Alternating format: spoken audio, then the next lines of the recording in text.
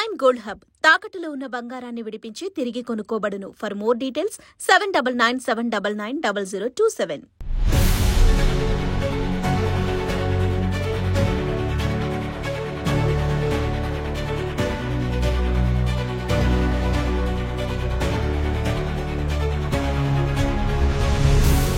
Hi viewers, welcome to Aadhan మరొకోణం. నేను మీ Prasad.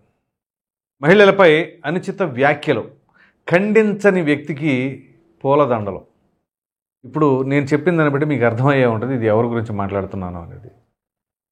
ఏపీలోనే one of the senior most జర్నలిస్ట్గా పేరుగాంచినటువంటి కొమ్మినేని శ్రీనివాసరావు అలియాస్ కేఎస్ఆర్ అంటారు కదా.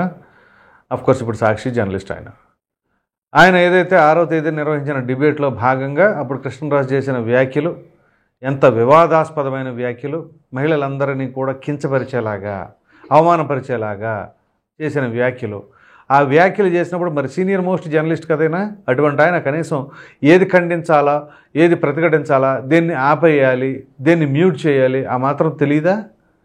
సో ఈయన ఖండించకపోగా మరలా వత్తాసు పలకడం, మీరు జాగ్రత్తగా ఉండండి, మిమ్మల్ని ట్రోల్ చేస్తారు అని చెప్పేసి అంటాం. ఇదే కదా ఎపిసోడ్ జరిగింది, రైట్. ఆ తర్వాత జరిగిన పరిణామాలు మనకందరికీ తెలిసిందే. ఆయన కోర్టుకు వెళ్ళారు. అఫ్కోర్స్ ఆయన మీద పెట్టిన కేసులు కూడా కొన్ని అభ్యంతరకరమైనవి ఉన్నాయి. ఎస్సీ ఎస్టీ కేసు కింద పెట్టారు. అది పెట్టకూడదు అని చెప్పేసి తర్వాత ప్రభుత్వం కూడా గుర్తెరిగి దాన్ని తొలగించడం, ఇక దాని తర్వాత ఆయన్ని కోర్టుకి పంపించడం, కోర్టు ఏమో రిమాండ్ ఖైదీగా పంపిస్తే ఆ తర్వాత వీళ్ళు హైకోర్టుకు వెళ్ళారు. అటు నుంచి అసలు హైకోర్టుకి వెళ్ళారు వెళ్ళకుండా డైరెక్ట్గా సుప్రీంకోర్టుకి వెళ్ళారు. మొత్తానికి సుప్రీంకోర్టు అయితే దీనిపైన కొంచెం సీరియస్గానే ఖండించారు. బాగుంది. సో ఆయన విడుదల చేయమన్నారు. షరతులతో కూడిని ఉంటాయి కదా, లోయర్ క్రింది కోర్టు వాళ్ళ దగ్గర షరతులు ఉంటాయి, ఆ షరతులు బట్టి మీరు ఉండండి అని చెప్పేసి అన్నారు, రైట్. సో శుక్రవారం సాయంత్రం వాళ్ళకి ఆయనకి బెయిల్ ఇచ్చేసేమని సుప్రీంకోర్టు ఆర్డర్స్ ఇచ్చింది. సరే, ఎందువల్ల అయితే కావచ్చు, మొత్తానికి అది కొంచెం డిలే అయింది. సో మొత్తానికి సోమవారం నిన్న సాయంత్రం ఆయన విడుదల చేశారండి. ఓకే, సాక్షి మీడియా జర్నలిస్ట్ కాబట్టి వైసీపీ వాళ్ళు వెళ్తారు, బాగానే ఉంటుంది అంతా. విచిత్రమైన విషయం ఏంటి అంటే బ్రహ్మాండంగా పూలదండలు వేసి ఆయన్ని మరి ఆహ్వానం పలికారంటే అర్థం చేసుకోండి. ఇక్కడ ఆయన దేనికి వెళ్ళి వస్తున్నాడు? ఏమైనా ఉద్యమాల కింద వెళ్ళొచ్చారా? పోనీ అక్కడ మహిళల గురించి చేసిన వ్యాఖ్యలను ఖండించలేదు.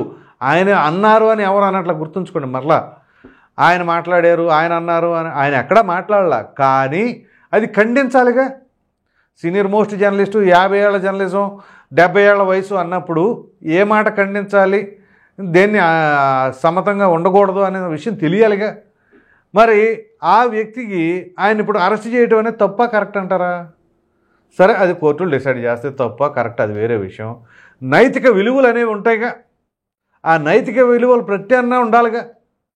సో సమాజంలో సరే కోర్టులు అనేవి న్యాయస్థానాలు వాళ్ళ పరిధిలో వాళ్ళు సాక్ష్యాధారాలు అవి ఇవి పరిగణించిన తర్వాత వాళ్ళు తీసుకున్న నిర్ణయాలు వేరు. కానీ సర్వసాధారణ ప్రజలు ఉంటారు చూసారా, వాళ్ళ ఆలోచనలు ఏంటి, వాళ్ళ అభిప్రాయం ఏంటి అనేది కూడా మనం గమనించాలిగా. ఇక్కడ మహిళలకు సంబంధించిన వ్యాఖ్యలు కృష్ణరాజు చేసింది ఎంత తప్పు, అది ఖండించలేకపోవడం కూడా అంతే తప్పు కదా. సో ఇప్పుడు ఉదాహరణకి ఒక నేరం జరుగుతుంది అనుకోండి, ఆ నేరం జరుగుతున్నప్పుడు చూసిన వాడు అతను పట్టుకోనన్నా పట్టుకోవాలి, లేకపోతే 10 మందికన్నా అలర చేసి ఆ నేరాన్ని జరగకుండా ఆపగలగాలి. లేదు అది చూస్తూ ఉండి వదిలేశాడు అనుకోండి, దాని ఉద్దేశం ఏంటి? ఆ నేరాన్ని ఎంటర్టైన్ చేస్తున్నట్టే కదా. ఉదాహరణకి ఒక దొంగ గుళ్ళో హుండీలో దొంగతనం చేస్తున్నాడండి, ఓ వ్యక్తి చూశాడు. చూసినప్పుడు ఏం చేయాలి? ఒకటి ఆ దొంగనన్నా పట్టుకోవాలి, లేదా 10 మందిని పిలిచి అలర చేసి అన్నా పట్టించాలి. రెండు చేయకుండా సైలెంట్గా చూస్తే దాని అర్థం ఏంటి? ఇప్పుడు అదే జరిగింది అక్కడ. ఆయన ఒక రకంగా అక్కడ వ్యాఖ్యలు చేస్తే దాన్ని ఖండించకపోగా మీరు కొంచెం జాగ్రత్తగా ఉండండి, మిమ్మల్ని సోషల్ మీడియాలో ట్రోల్ చేస్తారో అది ఇది అని చెప్పేసి అన్న మాటలు. సో అందువల్ల కదా ఇప్పుడు ఇది ఎంత జరిగింది. సో అంటే మహిళల్ని కృష్ణరాజు మాట్లాడిన వ్యాఖ్యల్ని ఈయన సమర్థించినట్టుగా అనుకోరా? అనుకోవడం ఏంటి? అదే ఇంకా. సో విధంగా చెప్పాలంటే ఇద్దరు ఎజెండా ఒకటే, అమరావతి రాజధాని. వీళ్ళిద్దరు ఎజెండా ఎక్కడి నుంచి వచ్చింది? వైసీపీ వాళ్ళ నినాదం అదే కదా. ఆంధ్రప్రదేశ్కి ఒక రాజధాని అనేది ఉండకూడదు, ఒక రూపురేఖలు ఉండకూడదు, ఒక తల అనేది ఉండకూడదు. సో ఏంటి అంటే వాళ్ళు ఏదైతే అప్పుడు నిర్ణయం తీసుకున్నారో ప్రజలు చీకొట్టినా పర్వాలా, మేము మాత్రం అదే స్టాండ్ మీద ఉంటాము, ఇది వాళ్ళ యొక్క వ్యవహార శైలి అనేది ప్రజల్లోకి వెళ్ళట్లేదా? ఆ మాత్రం ఆలోచన లేకుండా ఎలా ఉంటుంది? ఇదంతా ఒక ఎత్తు అయితే జైల్లో ఎవరైనా రిమాండ్ ఖైదీగా ఉన్నప్పుడు వాళ్ళు విడుదలవుతున్నప్పుడు లేకపోతే వాళ్ళ దగ్గర ములాఖాత్ తీసుకుని పరామర్శకు వెళ్ళినప్పుడు మాత్రం ఒక వ్యక్తి ఉంటాడండి కామన్గా, ఆయనేనండి మాజీ మంత్రి అంబటి రాంబాబు గారు. నిన్న కూడా పార్టీ తరఫున పెద్ద దిక్కుగా ఆయనే వ్యవహరించాడు. సో కొమ్మినేని గారు బయటకు రావటం, ఈయన ఆహ్వానించడం, షేక్ ఇచ్చుకోవడం, హక్ చేసుకోవడం ఓకే, బాగుంది అంతవరకు. అయితే తర్వాత ప్రెస్ మీట్ పెట్టి మాట్లాడారు అంబటి రాంబాబు గారు. చీమకి కూడా హానికి తలిపెట్టని కొమ్మినేని అని చెప్పేసి అంటున్నాడు. చీమలకి ఏం తలిపెట్టరు, చీమలు ఏం చేస్తాయని పాపం అయ్యేది చేసుకుంటూ పోతూ ఉంటాయి అటు పనులు. కానీ ఇక్కడ ప్రజాస్వామ్యంలో మహిళలను ఉద్దేశించి చేసిన వ్యాఖ్యలు మాత్రం ఖండించకపోవడం తప్పే. ఈయనేదో అసభ్యకరమైన పదజాలం వాడాడు అని, అనుచిత వ్యాఖ్యలు ఆయన చేశాడని మాత్రం లోపలేయలేదు అంబటి రాంబాబు గారు. ఆయన కేవలం లోపల వేసింది దేనికి అంటే ఆయన షోలో ఆయన బాధ్యత ఉంటుంది కదా, ఆ బాధ్యత ప్రకారంగా అక్కడ ఎందుకు ఖండించలేదు అనే విషయమే తప్ప ఈయనేదో మాట్లాడాడు, ఈయనేదో కుట్ర చేశాడు, ఈయనేదో అడావుడు చేశాడని మాత్రం అనట్లా. కానీ నిన్న ఆయన అంటున్నాడు చీమకు కూడా హాని తలపట్టినటువంటి కేఎస్ఆర్ గారు ఆయన కావాలని కక్షపూరిత ధోరణితో వ్యవహరించేలాగా అయితే కూటమి ప్రభుత్వం వచ్చిన 1 సంవత్సరం వరకు కూడా ఆయన వైపు కన్నెత్తి చూడాల.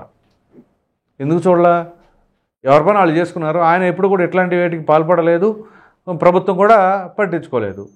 సో ఇప్పుడు ఆ పరిస్థితి దాపురించింది. దానికి గల కారణం ఎవరు, అది ఉత్పన్నమయ్యేలాగా చేసింది ఎవరు, అది మీరే తెలుసుకోవాలి. సో ఇప్పుడు దాన్ని సమర్థించేలాగా మాట్లాడుకుంటే ఇక దీన్ని బట్టి కృష్ణరాజును కూడా సమర్థించేశాను. ఇంకెందుకు పనిలో పైన కృష్ణరాజును కూడా ఆ చేసిన వ్యాఖ్యలో తప్పే ఉందని చెప్పేస్తున్నారు, వదిలిపోద్ది గొడవ. లేదా ఆయనకు కూడా 2-3 ఎక్స్పర్ట్స్ని పెట్టండి, అడ్వకేట్లు. ఇప్పుడు ఆయన కూడా వదిలేశారట. ఆయన మొన్నటిదాకా భుజాన్ని వేసుకుని ఆయన ఓన్లీ సాక్షి ఛానల్కి ఎందుకు వస్తాడు? సాక్షి ఛానల్కి మాత్రం వచ్చేవాళ్ళు ఎందుకు వస్తారు? ఒకటి, పార్టీ మీద అభిమానంతో ఉండి ఆ పార్టీ అధికార ప్రతినిధులు ఉంటారు, తప్పులేదు. జర్నలిస్టులు ఉంటారు. ఆ జర్నలిస్టులు ఏంటి, వన్ కైండ్ ఆఫ్ ఒపీనియన్ ఒక పార్టీ మీదే ఉంటే ఇక వాళ్ళే రావాలి. సో అప్పుడు జర్నలిస్ట్ ఎలా అవుతారు, ఇది ఆలోచించుకోవాలి. సో ఆ వ్యక్తిని ఇప్పుడు జర్నలిస్ట్ అంటారా, వేరే ఏమైనా అంటారా? సో ఎనీహౌ ఆయన చేసిన వ్యాఖ్యలు ఖండిస్తున్నాం అని చెప్పేసి అన్నారు. ఖండించడం కాదు, భవిష్యత్తులో ఇంకెప్పుడు పిలవకుండా చూడండి. ఇంకెప్పుడు కూడా మేము ఎట్లాంటి ఎంటర్టైన్ చేయని, ఇట్లాంటి వాళ్ళని ఎంటర్టైన్ చేయని చెప్పండి. సో పార్టీ పరంగా పొగుడుకోవడం అది వేరే విషయం. కానీ దాని ముసుగులో ఆడపడుచుల్ని, మహిళల్ని ఉద్దేశించేసి ఇష్టారీతిగా ఆ భాషా పదజాలం వాడితే నేను ఆ పదాన్ని కూడా వాడటానికి ఇష్టపడట్లే నేను. సో ఎందుకంటే ఎంతోమంది కళ రాజధాని, ఆంధ్రప్రదేశ్ రాష్ట్ర ప్రజల కళ అండి రాజధాని. మన దౌర్భాగ్యం ఏంటి అంటే రాష్ట్రం విడిపోయి 11 సంవత్సరాలు అవుతుంది. ఇప్పటికీ రాజధానిని సరే ఎంతో కొంత నిర్మించుకొని కొంచెం ముందుకు తీసుకెళ్తే బాగుంటుంది ఏ ప్రభుత్వం అయినా కానీ ఒక ప్రభుత్వ వైఖరి ఒకలాగా, ఇంకో ప్రభుత్వ వైఖరి ఒకలాగా రాజధాని పట్ల ఉంటే ఇక ప్రజల పట్ల అంకిత భావంతో, కమిట్మెంట్తో, చిత్తశుద్ధితో పనిచేస్తున్నట్లు ఎట్లా అనుకోవాలి? ఒక ప్రభుత్వం వచ్చినప్పుడే ఇక్కడే రాజధాని అని చెప్పేసి ఎంతో కొంత పెట్టుబడి పెట్టి నిర్మాణాలు అలాగే ల్యాండ్ పూలింగ్ చేసుకొని చేస్తూ ఉంటే అట్టకాదు అని చెప్పేసి వచ్చేసి మరలా కొత్త విధానాన్ని తీసుకొచ్చి చేస్తే మరలా ప్రభుత్వం మారేసరికి మరీ పరిస్థితి. ఒకవేళ మరలా ప్రభుత్వం మారితే మరలా ఏం పరిస్థితి, ఇట్లా ఉంటుందన్నమాట. సో ఇదంతా కూడా ప్రజా సమయం వృధా అవుతున్నట్లు కాదా? అయినా సరే మొండిగా ఆ రకంగా వ్యవహరిస్తూ ఉంటే ఇదిగో వీళ్ళు ఇప్పటికీ దానిపైన ఈ విధంగా విష ప్రచారం చేస్తూ ఉంటే వాళ్ళకి వాళ్ళ పూలదండలు వేసి హారతలు పలుకుతూ ఉన్నారు. సో పార్టీపరమైన విధానాలు వేరు, కానీ ప్రజాస్వామ్యంలో ప్రజల మనసులు వేరు, ప్రజల అభిప్రాయాలు వేరు. ఆ ప్రజల అభిప్రాయాలకు తగినట్టుగా నడుచుకుంటేనే ఏ పార్టీకైనా సరే రాజకీయంగా భవిష్యత్తు ఉంటుంది, ఆ నాయకులకు కూడా మంచి ఫ్యూచర్ ఉంటుంది. అలా కాకుండా మాకు ప్రజలతో పని లేదు, మేము ఏదనుకుంటే అదే అని చెప్పేసి ప్రజల మీద రుద్దేద్దాం అనుకుంటే అది ఏం జరిగిందో చూసారు కదా మన 24 ఎన్నికల్లో, అలా ఉంటుందన్నమాట. కాబట్టి దాన్ని మీడియా వేదికగా చేసుకొని జర్నలిస్టులు ఇప్పుడు కక్షపూరిత ధోరణితో ఈ సంవత్సరంలోనే తీవ్రమైన వ్యతిరేకతను మూటగట్టుకుందట కూటమి ప్రభుత్వం. వ్యతిరేకత మూటగట్టుకుంటారు, కానీ ప్రజలకు ఇబ్బంది లేకుండా చూసుకోలేదు ఎవరైనా సరే. సో గతంలో వైసీపీ ఏం చేసింది అనేది ప్రజలకు క్లారిటీ ఉంది, ఇప్పుడు కూటమి ప్రభుత్వం ఏ విధంగా పరిపాలిస్తుంది అనేది క్లారిటీ ఉంది. ఈ రెండు బేరీజ్ వేసుకుంటారు. సో ఎవరి ప్రభుత్వం బాగుంది, ఎవరి ప్రభుత్వం అరాచకం ఎక్కువైంది, ఎవరిపైన కక్షపూరిత ధోరణితో వ్యవహరిస్తున్నారు, కావాలని కేసులు ఎవరి మీద పెడుతున్నారు, అరెస్టులు చేస్తున్నారా, లేకపోతే చంపిన వాళ్ళని పక్కన పెట్టుకొని తిరుగుతున్నామా, అన్నీ గమనిస్తూ ఉంటారు కదా. సో ఇంక మళ్ళీ పేర్లు రేస్ చేయడం ఎందుకులే, కానీ హత్య చేసిన వాళ్ళని ఎంటర్టైన్ చేసుకుంటాం, ప్రభుత్వ సలహాదారులను ఎలాంటి వాళ్ళని పెట్టుకున్నాం ఏంటి, ఇవన్నీ కూడా దృష్టిలో పెట్టుకుంటే అప్పుడు తెలుస్తుంది అనమాట. సో మొత్తం మీద ఇక్కడ కనుక మనం మాట్లాడుకోవాల్సి వస్తే కొమ్మినేని శ్రీనివాసరావుకి బెయిల్ వచ్చింది. బెయిల్ వచ్చిన తర్వాత నిన్న ఆయన విడుదల చేస్తున్నప్పుడు బ్రహ్మాండంగా పూలదండలు వేసి ఆరతలు పలుకుతున్నారు. మరి ఇట్లాంటి వ్యక్తులకి పూలదండలు వేస్తారా? చూడండి. మరి ఈ వీడియో కనుక మీకు నచ్చినట్లయితే లైక్ చేయండి, షేర్ చేయండి. అదేవిధంగా కొమ్మినేనికి పూలదండలతో ఆహ్వానం పలకడం పైన మీ అభిప్రాయాన్ని కామెంట్ సెక్షన్లో తప్పకుండా తెలియచేయండి. Thank you.